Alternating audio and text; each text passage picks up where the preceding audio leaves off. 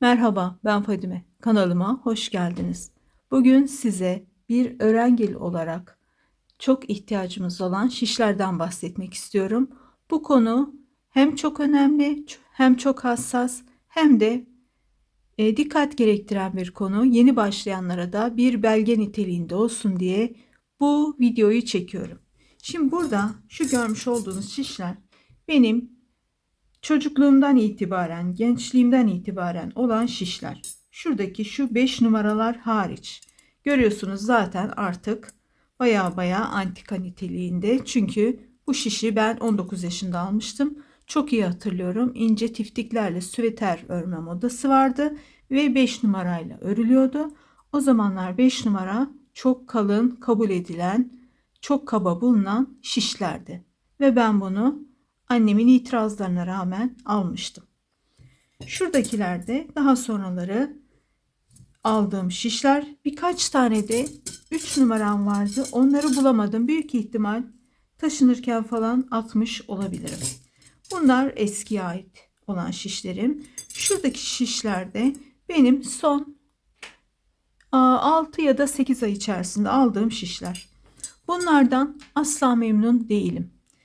Hadi şu küçük olan bir nokta idare ediyor.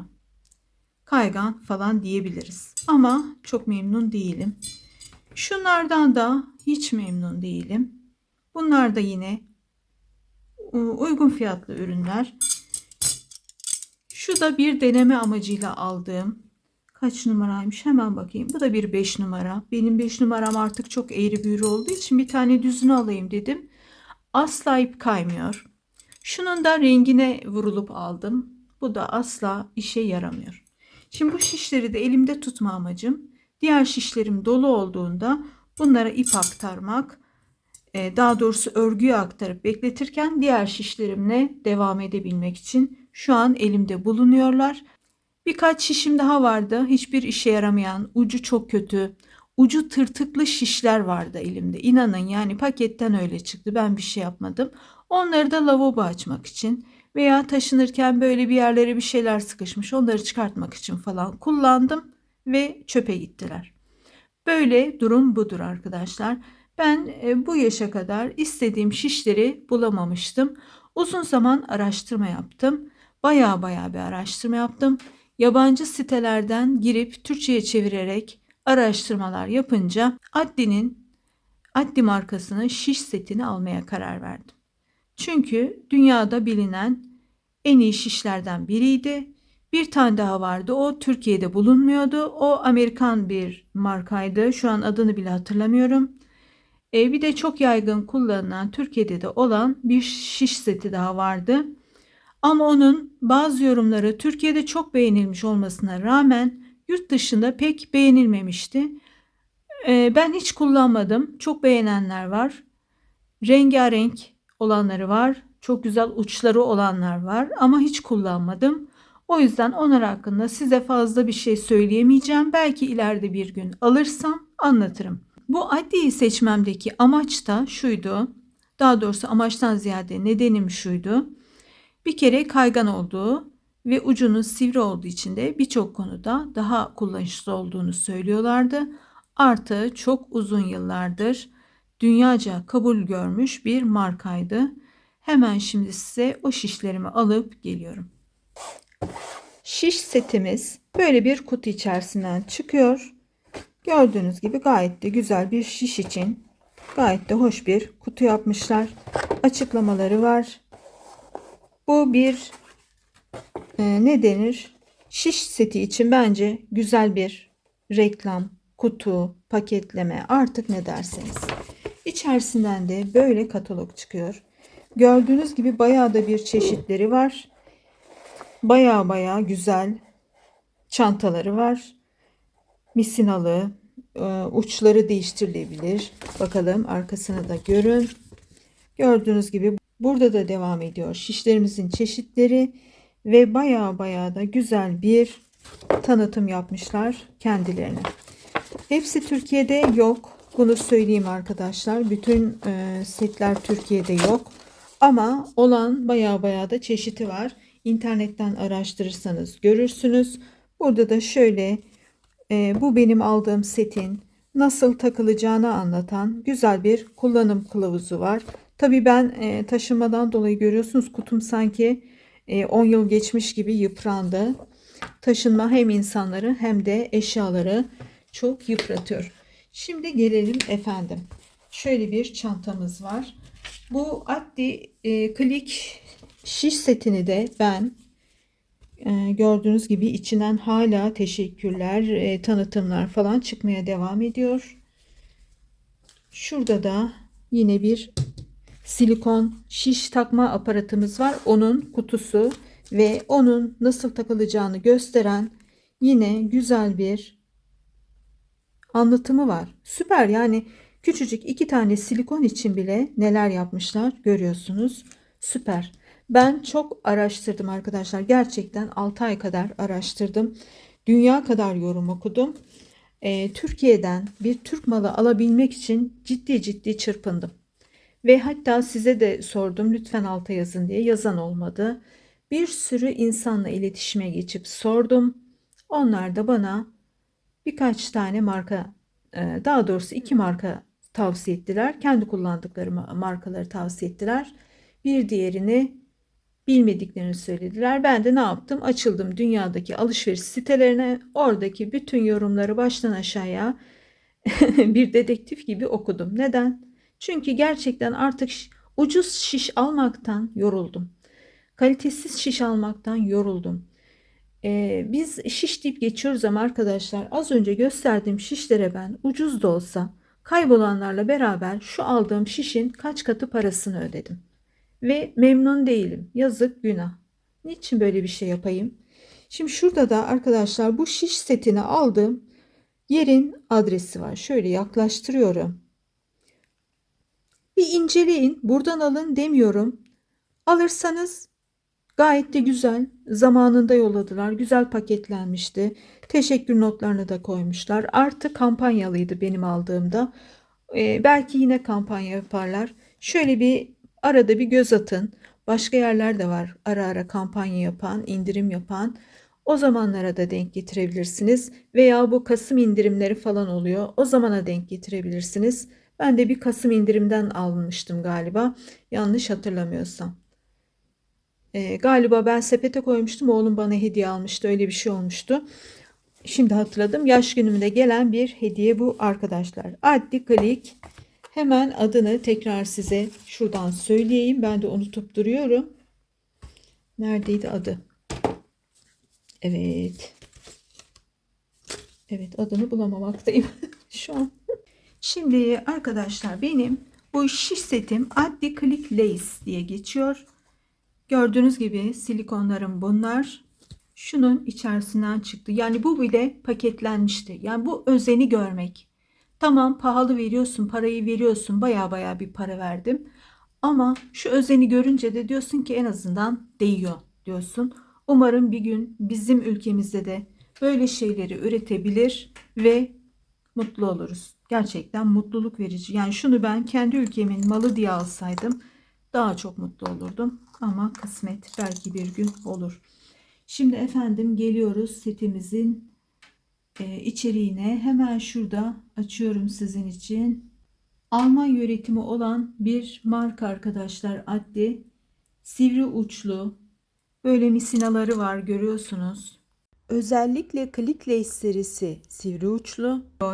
En küçüğü bu. Ama şişe taktığınızda şapka, patik ve benzeri örebiliyorsunuz. Böyle en büyüğü bu. 5 tane misinalı bölümü var. Bir tane de şöyle bir aparat var. Bu 2 misinayı diyelim ki uzunca bir battaniye örüyorsunuz.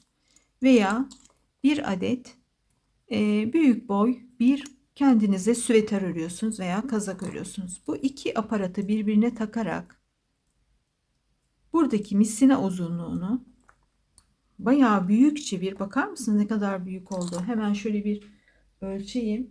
Yaklaşık bir 1,5 metreye yakın oldu.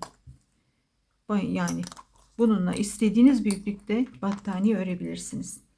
Setin içerisinde 3,5 numaradan başlayan ve 8 numaraya kadar giden şişlerimiz var. 3,5, 4, 4,5, 5, 5,5, 6, 7, 8 gibi gidiyor. Baya bir işe yarayacak durumda. Çünkü şuradaki ucu 5 misineye da takabiliyorsunuz. Diğerlerini de 5 misineye takabiliyorsunuz. Bu bence çok büyük bir avantaj. Böylece arada diyelim örgünüz yarım kaldı. Ben bunu çok yapıyorum. Hatta az önce gösterdiğim şişleri de sırf o yüzden atmadım. Diyelim ki örgünüz yarım kaldı ama başka bir örnek başlamanız gerekiyor. Hemen burada misinayı çıkarıyorsunuz. Uçları başka bir misinaya takıyorsunuz ve devam ediyorsunuz. Bu bence çok kullanışlı bir şey. Çok güzel düşünülmüş bir şey. Bu marka Almanya'da 1829 yılında kurulmuş. Bir sürü detaylar var bu tanıtım kağıtlarında. Gerçekten çok beğendim. Dilerim bize de nasip olur bir gün diyorum ve devam ediyoruz. Şuradaki aparatlar da nasıl kullanıyor diye soruyorsanız arkadaşlar hemen bir tanesini beraberce takalım. Şöyle sanki bir döküm tavalar, tencereler için satılan böyle tutacaklar vardır, eliniz yanmasın gibi. Onun gibi gayet güzel kavruyor burada bizim şişimizi. Buradan tutuyoruz. Şöyle hafifçe çizgiler birbirine denk gelecek. Burada anlatmış zaten bütün olayı, görüyorsunuz çizgisini falan. Nasıl denk geleceğini de anlatmış. Şöyle ittirip çeviriyorsunuz ve duydunuz mu bilmiyorum, klik diye bir ses çıkıyor. Bu kadar basit. Ve siz bunu güzel oturttuğunuzda, ilk başlarda ben biraz zorlandım. Çünkü hiç kullanmamıştım böyle bir şey ve çevremde de kullanan yoktu. Bayağı bir zorlandım. Örgünün ortasında şişim çıktı, ilmekleri kaçırdım falan, ne maceralar ne maceralar, ama şu an elim bayağı alıştı, o yüzden zorluk çekmiyorum. Gördüğünüz gibi çok güzel de, sanki kalemlikler gibi, çocukken kullandığımız kalemlikler gibi çok güzel de böyle lastikli bir bölüm yapmışlar. Onları da böyle güzelce yerleştiriyorsunuz. Misinalar içinde şurada hemen göstereyim, arkada bir, buralar da böyle mıknatıslı, çok güzel kendiliğinden kapanıyor. Şurada da bir fermuarlı bölümü var. Bunları güzel yuvarladıktan sonra bunları da şuradaki cebine koyuyorsunuz ve bu çanta güzel bir şekilde birçok çantanın içine de sığdığı için de istediğiniz yere de götürebilirsiniz. Şu iki aparatı da hemen şöyle içine atalım. Bunu da buraya koyabilirsiniz. Bu kadar da güzel ve pratik. Şurada benim 2 tane şişim eksik. Onlar neden yok diye sorarsanız da, burada ben alelacele şu an bunları taktım. Çünkü bayağı bir şişim vardı benim. Örgüde şişlerim vardı. Onların bitmesini bekliyordum bu video için. Ama bunu bitiremedim. Bunu ben başlamıştım. Bir yelek olacak bu da. Zara'nın güzel şık bir yeleğini yapacağız beraber. Bitiremedim. Böyle kaldı. O yazda geldiği için fazla da üstüne düşmedim. Sonbahara doğru devam ederiz ona. Bu setler bazen Türkiye'de kolay bulunabilirken bazen zor bulunabiliyor. Ama yine de eskisine oranla bazı sitelerde birazcık geç de gelse, sipariş verdiğinizde eğer Türkiye'de satılan bir ürünse eninde sonunda alabiliyorsunuz. Eğer yurt dışında tanıdıklarınız varsa onlardan da rica edebilirsiniz. Ama ben şöyle de bir araştırma yaptım. Buradan almak oradan almaktan daha avantajlıydı. Hem kimseye minnet etmiyorsunuz, hem parayı kıyasladığınızda 3 aşağı 5 yukarı aynı oluyor. Sonra insanlar işte orada da bavul hesabı, kilo hesabı yapıyor. Kimseye de yük olmak istemediğim için kendi kendime işimi gördüm. Eğer çok yakınınız varsa, ben hallederim bu işi diyorsa, tabii ki aldırabilirsiniz. Ben bu şişlerden gerçekten çok memnunum. Neden? Çünkü bakın, en kalını bu. Ucunun güzelliğine bakar mısınız? Yani bunun tek şeyi sizin için avantajsız durumu diyeyim. Tek avantajsız durumu, eğer uzun şişte örmeye alıştıysanız bu biraz alışana kadar elinize küçük geliyor. Ama alıştıktan sonra çok kolay, çok hızlı ilerliyor. Zaten şişin özelliğinden dolayı da hem hafif hem çok kaygan olduğu için benim en çok zorlandığım konulardan birisi de çok kaygan olmasıydı. Çünkü elimde asla kaymayan şişler olduğu için ve onlarla bir ömür geçirdiğim için bu şişleri zapt etmek benim için bayağı zor oldu arkadaşlar. Ciddi ciddi bayağı savaş verdim. Hani siz burada videolarda örülmüş örgüler falan gördünüz ama ben arkada bayağı bir kendim kendime debelendim yani burada örgü öreceğim diye. Bayağı zorlandım ama şu an çok güzel, çok kolay. Şimdi ben az önce gösterdiğim iki mislinalı şiş vardı. Onlarla da başlasam onlar her ipte olmuyor. Mesela son ördüğüm mum ipte bir tanesi oldu. Ama eğer o ipe uygun 2,5 numara bunda olsaydı ki alacağım onu da çünkü bunu daha çok beğendim. Olsaydı kesinlikle bunun şişiyle örerdim. Gerçekten hem zaman kazandırıyor hem ördüğünüzü daha zevkli örüyorsunuz. Şimdi burada bu markayı da çok övmüşüm gibi de olmak istemiyorum. Diğer markalara da şans vermek isterim. Bir gün kısmetse onları da denemek isterim. Ama benim araştırdığım iki markadan biri buydu. Bir tanesi bir Amerikan markasıydı. O Türkiye'de yoktu. Belki o benim araştırdığımdan biri bugüne gelmiştir. Ama bu 1800'lü yıllardan itibaren Neredeyse 200 yıldır. bu kadar çok zaman geçmiş, bu kadar çok deneyim olmuş ve Alman kalitesi biliyorsunuz tartışılmaz. Gerçekten birçok konuda çok iyiler ve çok disiplinliler. Ve kaliteli şeyler üretme konusunda da uzmanlar. O yüzden ben bunu tercih ettim. Size de illa alın demem. Çünkü pahalı bir ürün. Eğer profesyonelce düşünüyorsanız alın. Eğer ben param var, nereye harcayacağımı düşünüyordum. Bu iyi oldu, ben bunu alırım diyorsanız alın. Eğer ben bunu tek tek mi alayım yoksa set şeklinde mi alayım diye düşünüyorsanız set şeklinde alın. Daha uyguna geliyor. Hatta bu indirim dönemlerini yakalarsanız, kampanya dönemlerini yakalarsanız çok uyguna geliyor.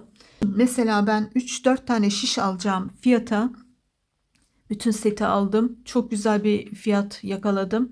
Hatta dedim acaba ben yanlış bir şey mi yapıyorum?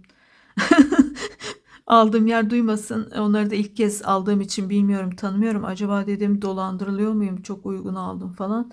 Ama yok, öyle bir şey olmadı. Gayet güzel, gayet zamanında elime geçti şişlerim. Şimdi efendim. Ama diyorsanız ben yılda bir tane bluz örüyorum. Bir tane şapka örüyorum. Almama değer mi? Değmez. Bu kadar paya gerek yok. Bir tane şapka için, bir tane atkı için, bir tane eldiven için değmez. O zaman tek olanlarından alın. Hangisini kullanıyorsanız onu alın.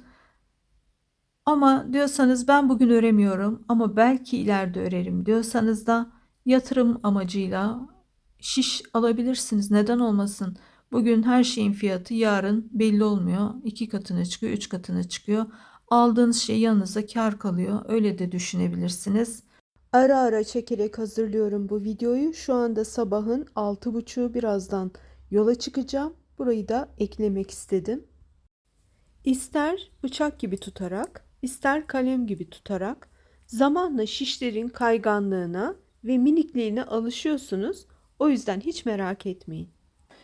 Bir de şu çantasının deri olsa nasıl olurdu diye birisi sordu bana. Deri olsa daha iyi olurdu falan dedi ama bu fiyata mümkün değil. Deri bir çanta olabilsin. O yüzden fazla bir beklentiye girmeyin. Deri değil ama güzel bir kumaş.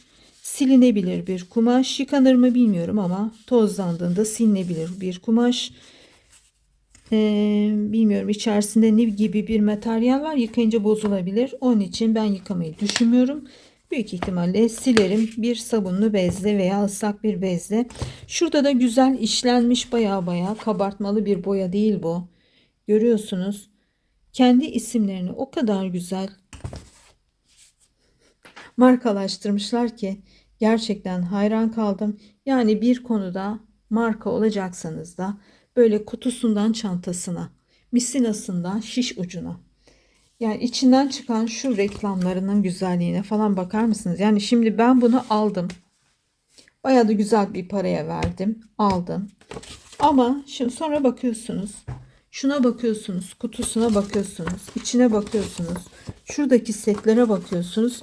Ya bunları da alsam mı diye düşünüyorsunuz. Böyle bir set yapmışlar. Helal olsun, diyecek bir şey yok. Dilerim biz de yaparız bir gün. Video bir gün geç geldi. Çünkü ben biletimi bir gün öne çekmek zorunda kaldım. Aslında ben bugün yolda olacaktım. Dün de video yayınlayacaktım. O yüzden bir günlük sapmadan dolayı da özür diliyorum. Dilerim beklediğine değmiştir. Dilerim işinize yarayan, hoşunuza giden bir video olmuştur.